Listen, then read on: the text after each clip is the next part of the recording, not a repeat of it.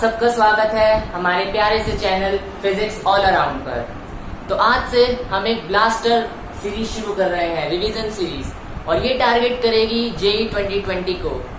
इस सीरीज में बेसिकली हम हर चैप्टर के जो रिसेंटली जेई 2020 जनवरी के क्वेश्चंस हैं वो करने वाले हैं। और फर्स्ट चैप्टर मैंने आपके लिए उठाया है रोटेशनल मोशन। तो आप यूं ही मुस्कुराते रहिए और हम इस सीरीज को आगे बढ़ाते हैं।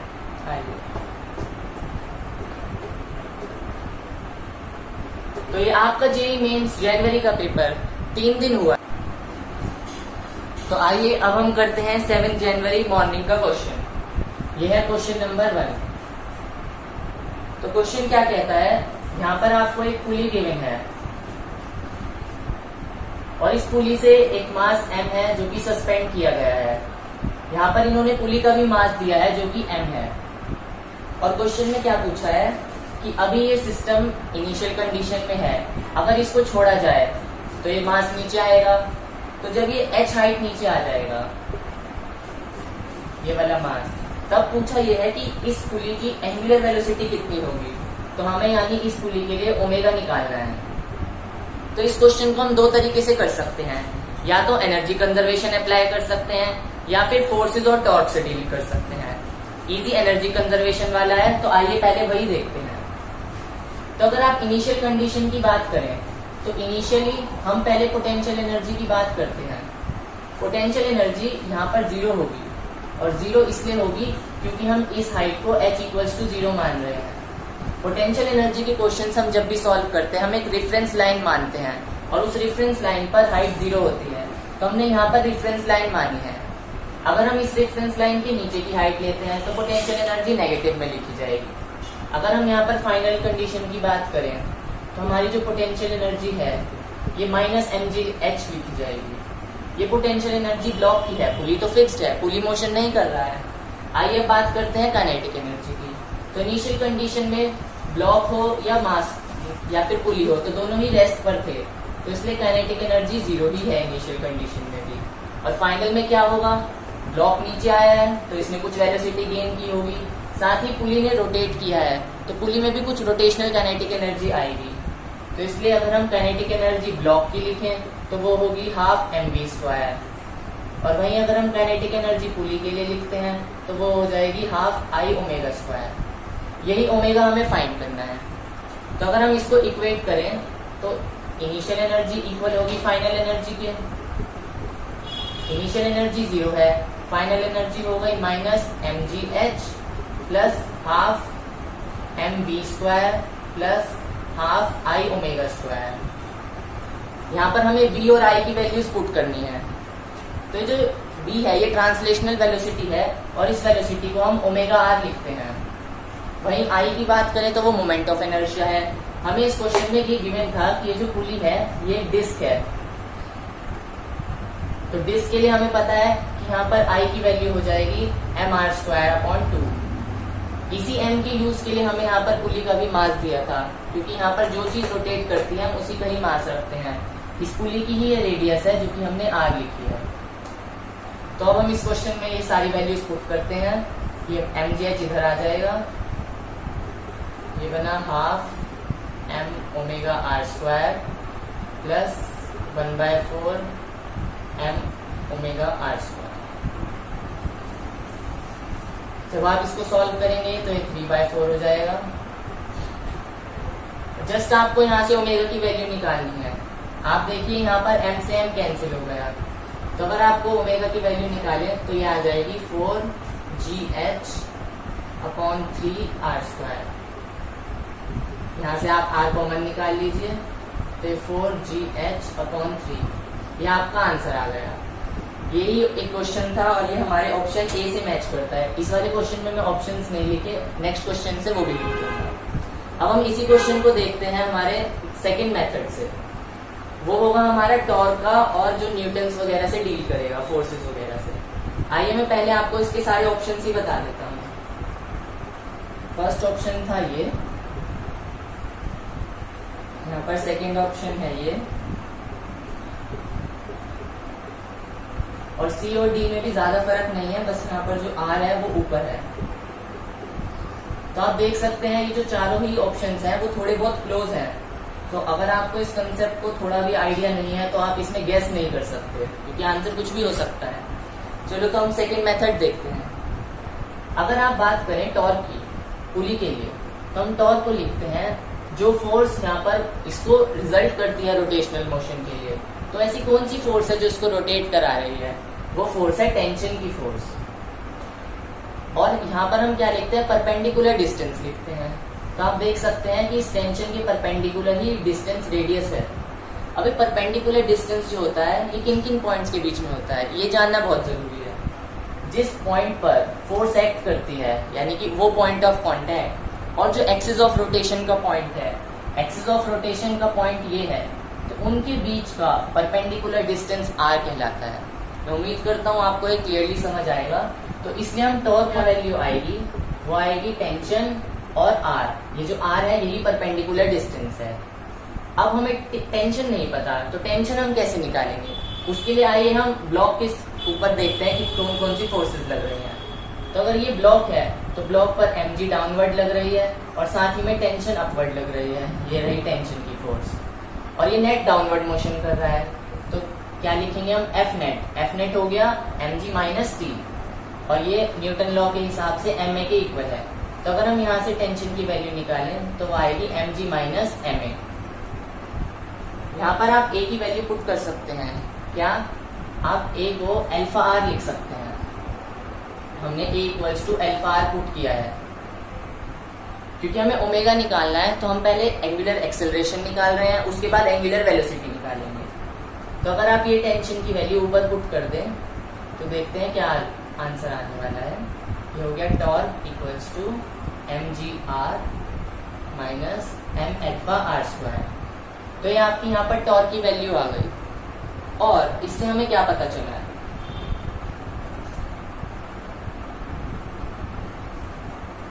तो हम टॉर्क का हमारा फॉर्मूला था आई अल्फा, तो हम टॉर्क को आई अल्फा लिखते हैं, और आई यहाँ पर मोमेंट ऑफ इनर्शिया है।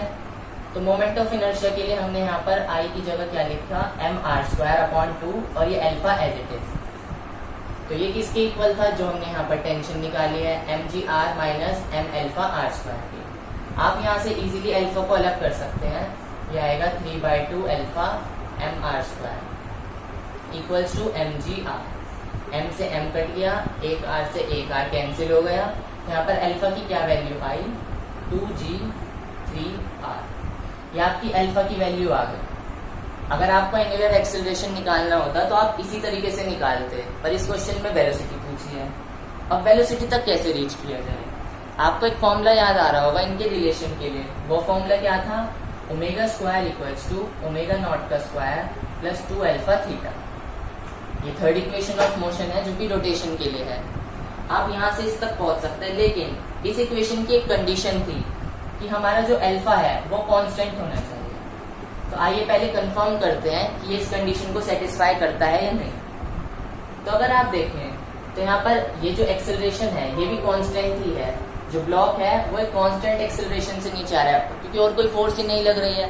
एक्सेलरेशन चेंज तब होता है या तो कोई फ्रिक्शन की फोर्स लगती, तो ऐसी क्योंकि यहाँ पर कोई फोर्स नहीं है जो इस एक्सेलरेशन को वेरी करे, तो वो कांस्टेंट एक्सेलरेशन से ही आ रहा है, इसलिए ये भी कांस्टेंट ही होगा। तो यहाँ पर हम ये इक्वेशन अप्लाई कर सकते हैं। ओमेगा नॉट का स्क्वायर इनिशियल एंगुलर वेलोसिटी है, इनिशियली तो ये घूम नहीं रहा था, तो इसलिए ये 0 हो जाएगी। तो omega square equals to 2 into 2g upon 3r। अब बात आती है थीटा की। थीटा क्या है? एंगुलर डिस्प्लेसमेंट, और इसका फॉर्मूला क्या होता है? लीनियर डिस्प्लेसमेंट अपॉन जो हम यहाँ पर रेडियस लेंगे। तो हम थीटा को क्या लिख सकते हैं? हमारा लीनियर डिस्प्लेसमेंट कितना हो रहा था? h हाइट के जितना, तो हम थीटा को h अपॉन r लिख सकते हैं। तो यहीं पर हम h अपॉन r पुट करते हैं। ये ओमेगा स्क्वायर है तो हम इसको यहाँ पर अंडर रूट ले लेंगे, और आप देखिए जैसे ही आप इसको लिखते हैं तो ये r स्क्वायर बन जाएगा, एक r बाहर आ जाएगा, ये आ गया 4gh अपॉन 3। तो देखिए यही ए ऑप्शन है और यही हमारा पहले भी आया था, तो ए इसका है करेक्ट आंसर। तो आप इसको किसी भी मेथड से कर सकते हैं, पर आपको दोनों मेथड आने चाहिए। तो आइए अब हम बढ़ते हैं अपने सेकंड क्वेश्चन की ओर। ये सेकंड क्वेश्चन भी मॉर्निंग शिफ्ट का ही है, 7 जनवरी का, क्योंकि क्योंकि उस शिफ्ट में 2 क्वेश्चन आए थे, मैंने अभी आपको डाटा बताया था। तो सेकंड क्वेश्चन क्या कहता है कि हमारे पास एक रोड है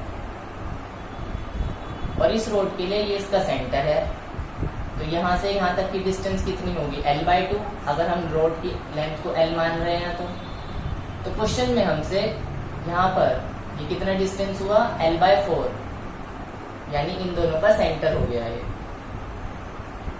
इस पर उसने हमसे मोमेंट ऑफ इनर्शिया पूछा है। ये परपेंडिकुलर है रोड के और इस सेंटर से पास कर रहा है, जो कि रोड के सेंटर से L/4 डिस्टेंस की दूरी पर है। और हमें क्या कहा है, इसके लिए हमें रेडियस ऑफ जायरेशन निकालना है। तो रेडियस ऑफ जायरेशन निकालने के लिए आपको मोमेंट ऑफ इनर्शिया तो निकालना ही पड़ेगा। आइए मैं पहले आपको इसके ऑप्शंस लिख देता हूँ।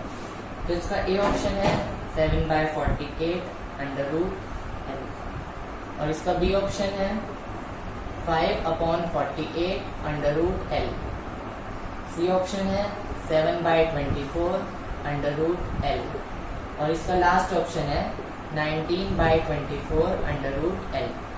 तो ये आपके पास 4 ऑप्शन है। ये हम सेकंड क्वेश्चन कर रहे हैं यहाँ पर, और ये भी 7 जनवरी मॉर्निंग का ही क्वेश्चन है। तो अब इस क्वेश्चन को कैसे किया जाए, बस आपको मोमेंट ऑफ इनर्शिया निकालना है और आपको रेडियस ऑफ जायरेशन का फॉर्मूला पता होगा। हम कुछ नहीं करते, I = mk² पुट करते हैं। के यहाँ पर रेडियस ऑफ जायरेशन होता है, तो अगर आपने I निकाल लिया तो आप इस फॉर्मूले में पुट कर के की वैल्यू निकाल सकते हैं। तो I कैसे निकालें, आपको याद होगा कि एक अगर हम रोड लें तो उसके सेंटर पर I का फॉर्मूला होता है mL²/12, ये होता है। लेकिन यहाँ पर कुछ डिस्टेंस पर पूछा है, तो यहाँ पर ये परपेंडिकुलर ही होता है सेंटर से और रोड के परपेंडिकुलर। तो अगर हम सिंपली यहाँ पर आप देखें तो ये 2 लाइंस पैरेलल है, तो हमें इसको शिफ्ट कराना है, तो हम पैरेलल एक्सिस थ्योरम अप्लाई कर सकते हैं। तो अगर हम इस पॉइंट को A मान लें तो हमारा IA क्या होगा, IC + MA², और यहाँ पर A क्या होगा, A होता है इन 2 पैरेलल लाइंस के बीच का डिस्टेंस। ये डिस्टेंस हमें कितना दिया है L/4, तो हम यहाँ पर L/4 पुट कर सकते हैं, तो ये L²/16 आ जाएगा। अगर हम यहाँ पर IC यानी सेंटर वाले की वैल्यू पुट करें, ये थी mL²/12 + mL²/16। जस्ट आपको अब इसको सॉल्व करना है, तो ये क्या हो जाएगा 48 LCM आ गया, 3 ऊपर आ जाएगा 437, तो आपका 7 mL² आ गया। ये क्या था, मोमेंट ऑफ इनर्शिया। हमें निकालना था रेडियस ऑफ जायरेशन, तो इसके लिए हम ये जो 7 mL²/48 है, इसको हम mk² के साथ इक्वेट कर रहे हैं। तो m से m कैंसिल हो गया, ये स्क्वायर जो है इधर अंडर रूट में आएगा, तो आपको क्लियरली विजिबल होगा कि हमारा L² बाहर आ जाएगा और ये 7/48 अंडर रूट के अंदर, तो हमारा इसका आंसर भी A आ गया। ये कंपैरेटिवली थोड़ा इजी क्वेश्चन था, पर इसके लिए आपको रॉड के लिए सेंटर का फॉर्मूला याद होना चाहिए और पैरेलल एक्सिस थ्योरम, और साथ में रेडियस ऑफ जायरेशन की भी जानकारी होनी चाहिए। मेंस में ऐसे ही करते हैं, क्वेश्चन सिंपल होता है पर 2-3 कंसेप्ट्स मिक्स हो जाते हैं।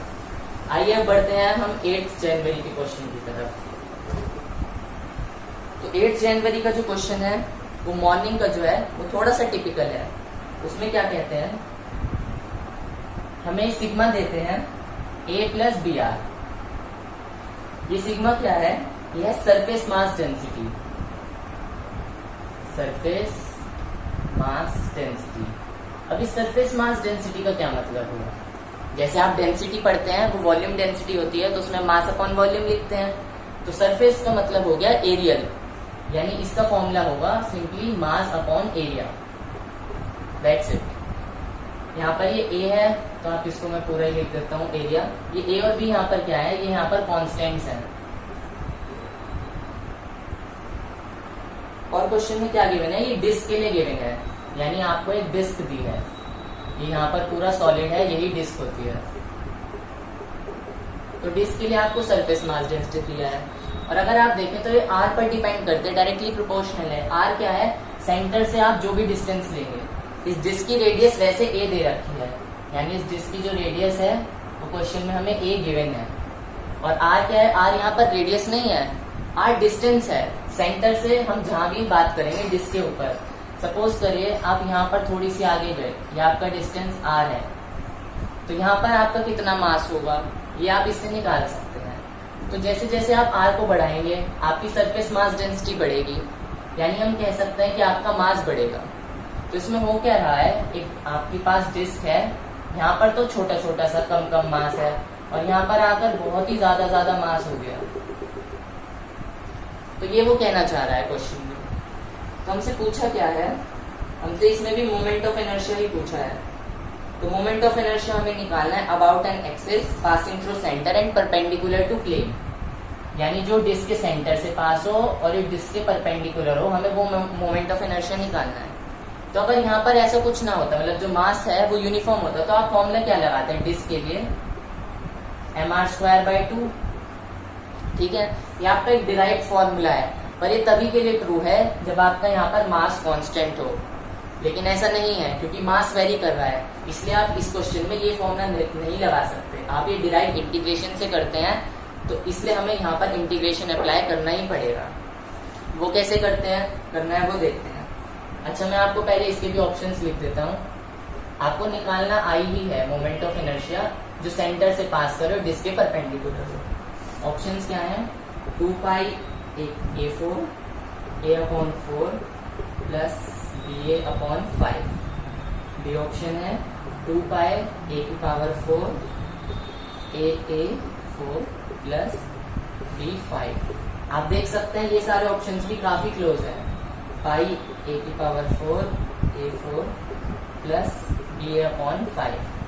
वहीं जो लास्ट ऑप्शन है वो भी सिमिलर है, 2π a4 a5 प्लस ba/4। तो ये हमारे पास 4 ऑप्शंस हैं। तो हमें इसमें इंटीग्रेशन करना है, ऑप्शन भी बहुत थोड़े कॉम्प्लिकेटेड है। आपको जिन्हें इंटीग्रेशन नहीं आता उन्हें थोड़ा सा क्वेश्चन कॉम्प्लिकेटेड लग सकता है। आइए इस फिगर को हम दोबारा ड्रॉ करते हैं।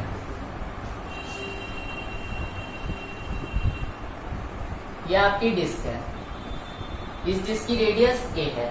हम क्या करते हैं, सेंटर से कुछ डिस्टेंस r की दूरी पर एक एलिमेंट कट करते हैं डिस्क का। ये डिस्क का एलिमेंट है जिसकी रेडियस r और ये जो थिकनेस है ये dr है।